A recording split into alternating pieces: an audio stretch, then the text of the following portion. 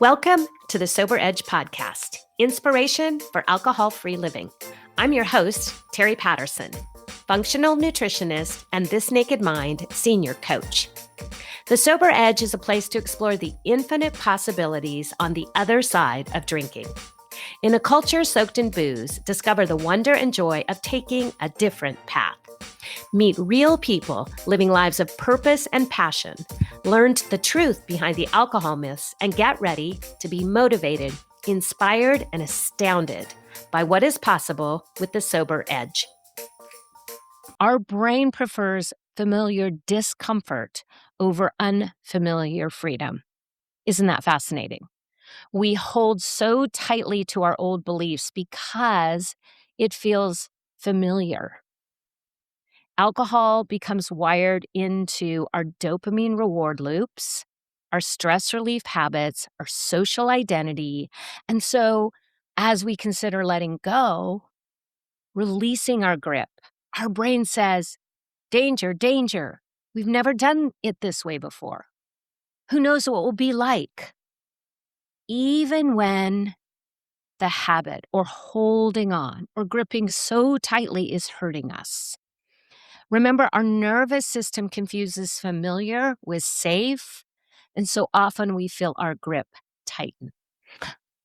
Well, hey everyone, it's Teri back with another edition of the Sober Edge podcast, and I am delighted to be here today with a solo episode. I want to talk to you today about something that I read recently, and it got me thinking about how we let go.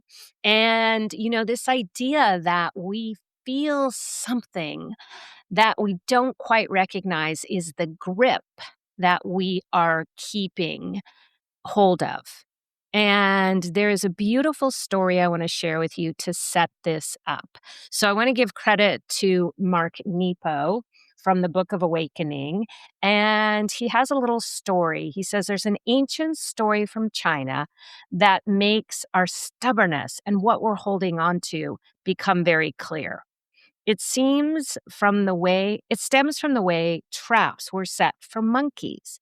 A coconut was hollowed out through an opening that was cut to the size of a monkey's open hand. Rice was then placed in the carved out fruit, which was left in the path of the monkeys. Sooner or later, a hungry monkey would smell the rice and reach its hand in. But once fisting the rice, its hand could no longer fit back through the opening. The monkeys that were caught were those who would not let go of the rice. As long as the monkey maintained its grip on the rice, it was a prisoner of its own making. The trap worked because the monkey's hunger was the master of its reach. So I want to talk about what we can learn from this very powerful and simple example of holding on so tightly that we miss the opportunity to see the rice, true life, freedom, thriving is all around us. And so what I want to talk to you about today is how we can let go of our own rice, how we can figure out what that rice is for us. And so for many of us, alcohol begins as something akin to the rice. It feels like, oh, we have this elixir of life that is helping us change our state, enhancing when we feel good, numbing when we feel bad. It gives us relief, belonging, confidence, fun, a way to take the edge off life. And so we grab it. And at first it does feel just like the rice and the coconut. But over time, something shifts. Now the thing we grabbed is the very thing that's keeping us stuck. It's not because alcohol has us locked in a cage. My mentor, Annie Grace, she used an example of a prisoner in a jail cell. But guess what? There were only 3 sides of the cell. That 4th side was our own belief. And it was keeping us locked when in fact the opening was all around. And so when we're gripping onto the belief that we need alcohol, it becomes our rice. And so the hardest part isn't always quitting. It's not the behavior, it's letting go of the story. And it's the beliefs that are wrapped around alcohol. How will I relax without a drink? What will people think if I stop? I deserve this after a hard day. Life will be so boring without alcohol. And we hold on to these beliefs, just like the monkey holds on to the rice, as if there's no other option. But here's what's actually happening. Here's the truth if we look closely. Your hand is not stuck. Your grip is just tight. And I get it. Letting go can feel risky to our very survival. When we look at the neuroscience, this makes sense, right? It's completely normal. Our brain prefers familiar discomfort over unfamiliar freedom. I'm going to say it again. Our brain prefers familiar discomfort over unfamiliar freedom. Isn't that fascinating? We hold so tightly to our old beliefs because it feels familiar. Alcohol becomes wired into our dopamine reward loops, our stress relief habits, our social identity. And so, as we consider letting go, releasing our grip, our brain says, danger, danger. We've never done it this way before. Who knows what it will be like? Even when the habit or holding on or gripping so tightly is hurting us.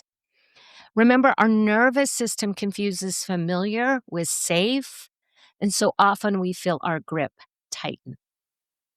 And so we have to reframe this. And if we think about the monkey, not every monkey is trapped.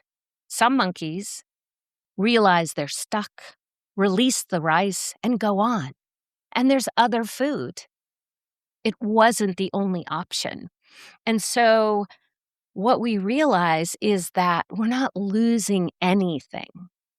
We're opening ourselves to the possibility that what we are letting go of is not all there is.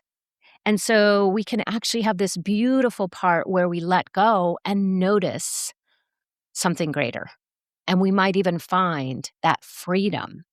And so exactly what happens when we release alcohol. At first, it feels like we're giving something up, but what we actually see is we're gaining clearer thinking, emotional stability, deeper relationships, better sleep, real joy rather than temporary relief. Remember, the rice, the alcohol, looks like it has great value and we must grip tightly. But it was never worth the cage. It was always a trap. And so sometimes we're gripping on to more than alcohol. And so if you're someone who is living alcohol free, the idea of the rice, of what we're holding on to, of how we're stuck, of where we're gripping tight, instead of opening our arms to all the universe has to offer, it may not be alcohol. It may be your new identity. It may be pressure to please others. It may be perfectionism, old relationships that no longer fit, or even the belief that life must be hard, or this is all there is. And this is where our alcohol-free journey becomes even deeper.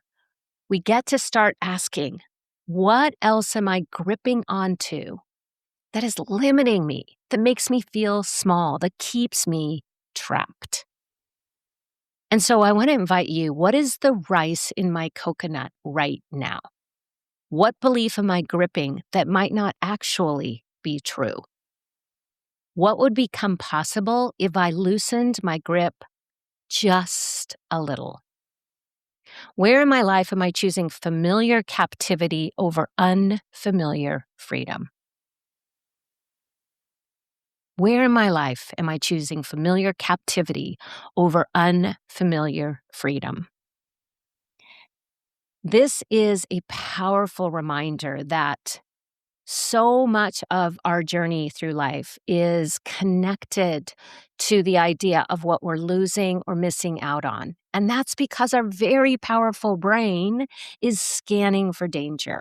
It's making predictions about what might happen if we let go, if we allow ourselves to be more fluid and open and curious. It can feel wildly uncomfortable, and so our brain wants to protect us. Our nervous system responds to these thoughts by shutting down or fighting back or fleeing or freezing, disassociating.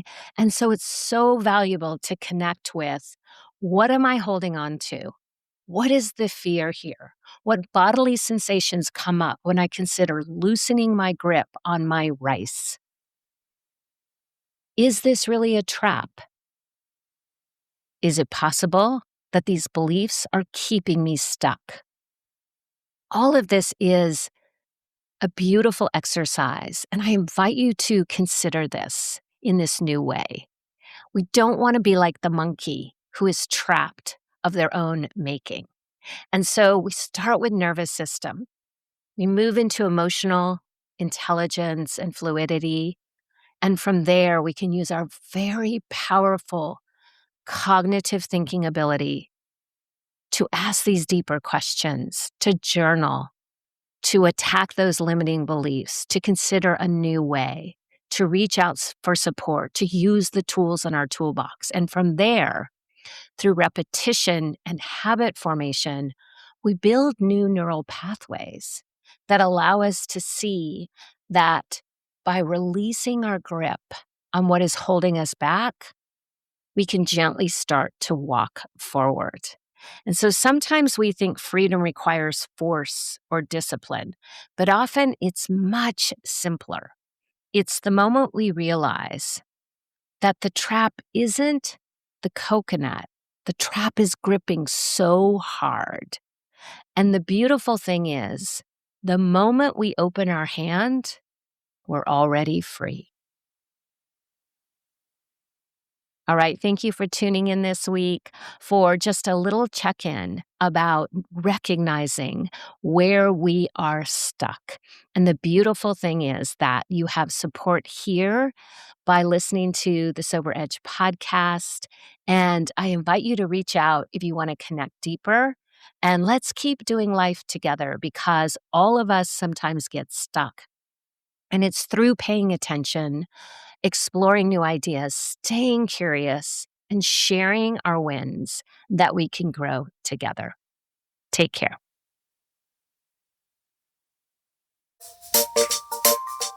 I want to thank you for tuning in to the Sober Edge podcast. This is a place for important conversations and a safe place to question everything you thought you knew about drinking. If you're looking for your sober edge, I want to invite you to connect with me at thesobernutritionist.com, where you can grab my free resource, Becoming More, a guide to loving your sober life. And I would be so grateful if you enjoyed this podcast, if you would leave a rating and review, as it will help more people find their sober edge.